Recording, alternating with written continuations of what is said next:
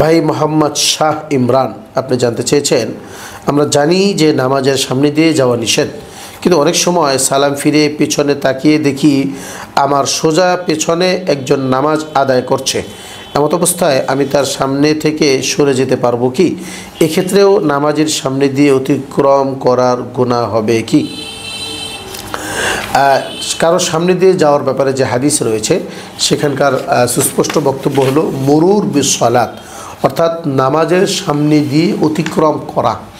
তো একটা হলো নামাজের সামনে আপনি বসে আছেন, আপনি বরাবর পেছনে একটা মানুষ বসে আছে, নামাজ পড়ছেন।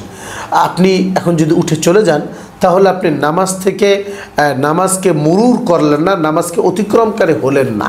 এই ছোট্ট একটা পার্থক্য, এই জায়গাটা আমাদের একটু বুঝতে হবে। মুরুর বিসসালাত নামাজ অতিক্রমকারী, আরেকটা হলো নামাজি ব্যক্তি পিছনে নামাজ পড়ছে, আপনি বরাবর সামনে আছেন, আস্তে করে উঠে বের হয়ে গেলেন, উঠে চলে গেলেন, অর্থাৎ আপনি অতিক্রমকারী হলেন না। সেই অতিক্রমকারী না হওয়ার কারণে হাদিসের যে শব্দ মুরুর বিসসালাত নামাজ অতিক্রমকারী, এই অতিক্রমকারীর গুনাহ হবে না। হাদিসের মধ্যে তো স্পষ্টই আছে যে যদি সে জানতো লাউ ইয়ালামু, সে যদি জানতো যে কারো সামনে দিয়ে অতিক্রম করা, নামাজের সামনে দিয়ে অতিক্রম করা কত বড় গুনাহের কাজ, তাহলে সে 40 পর্যন্ত অপেক্ষা করত, তবুও সে নামাজের সামনে দিয়ে অতিক্রম করতো না। তো এখানে মূল কথাটা হলো অতিক্রম করার বিষয়। যেহেতু আপনি অতিক্রম করছেন না, সামনে থেকে উঠে ঘুরে যাচ্ছেন, তাহলে আশা করা যায় অতিক্রম করার গুনাহটা আপনার জন্য বরাদ্দ হবে না। দ্বিতীয় আরেকটি কথা, সেটা হলো যে নামাজের সামনে দিয়ে যাওয়ার ক্ষেত্রেও কিছু মাসআলা রয়েছে গুরুত্বপূর্ণ। সেটি হলো যে যদি বড় মসজিদ হয়, অর্থাৎ কমপক্ষে 10 কাতারওয়ালা একটা বড় মসজিদ, তাহলে সেই বড় মসজিদে নামাজকারী 3 কাতার পর থেকে সামনে দিয়ে যাওয়া যাবে বলে উলামায়ে কেরাম বলে থাকেন। 3 কাতার মনে রাখতে হবে, 3 কাতার যিনি নামাজে দাঁড়িয়েছেন তার থেকে সামনে 3 কাতার, এরপরে যদি কেউ অতিক্রম করে তাহলে মুরুর বিসসালাতের গুনাহ হবে না।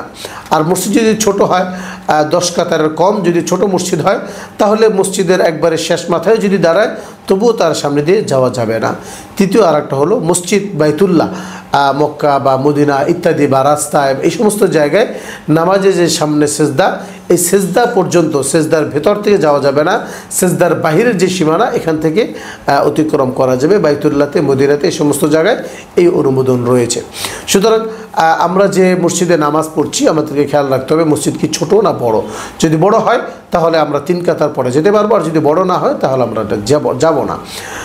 দ্বিতীয় আরেকটা মাসআলা, যিনি নামাজে দাঁড়ালেন তিনি যদি মানুষ চলাচলের রাস্তার জায়গাতেই দাঁড়িয়েছেন, অর্থাৎ মসজিদে যে গেট রয়েছে, গেট থেকে ঢুকতেই যে জায়গাটা, এইখানে কেউ নামাজে দাঁড়িয়েছেন, তো এমত অবস্থায় মানুষ তো গেট দিয়ে প্রবেশ করবে।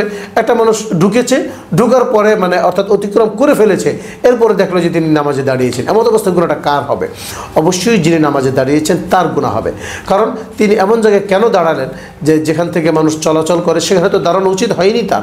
অতএব যে মানুষটা যাচ্ছে গুনাহ কিন্তু তখন আর তার হবে না, কারণ তিনি তো তার চলাচলের জায়গা দিয়ে তিনি যাচ্ছেন, তো তিনি তো এখান থেকে চলাচল করবেনই, তিনি তো স্বাভাবিকতার মধ্যে আছেন। যিনি দাঁড়িয়েছেন তিনি অস্বাভাবিক কাজ করেছেন এবং তিনি ভুল কাজটা করেছেন।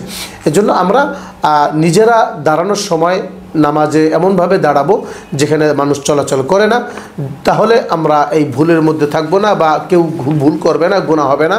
যদি এখন তো দাঁড়াইতেই হয় তাহলে ছোট্ট একটা ব্যবস্থা রয়েছে সূত্রা ব্যবহার করা, যেটাকে আমরা বিভিন্ন কাঠ বা লাঠি বা ইত্যাদির মাধ্যমে করে থাকি। হাদিসের মধ্যে যেহেতু সূত্রা ব্যবহারের অনেক বর্ণনা আবু দাউদের মধ্যে পাওয়া যায়, অতএব আমরা সূত্রা ব্যবহার করলে নামাজ পড়লে যারা সামনে দিয়ে যাবেন তখন আর তাদেরও গুনাহ হবে না, আমারও গুনাহ হবে না, ইত্যাদি বিষয়। আর যদি আমরা জেনে নেই উলামায়ে কেরামের কাছ থেকে তাহলে মাসালাটা আরও স্পষ্ট হবে ইনশাআল্লাহুল আজিজ।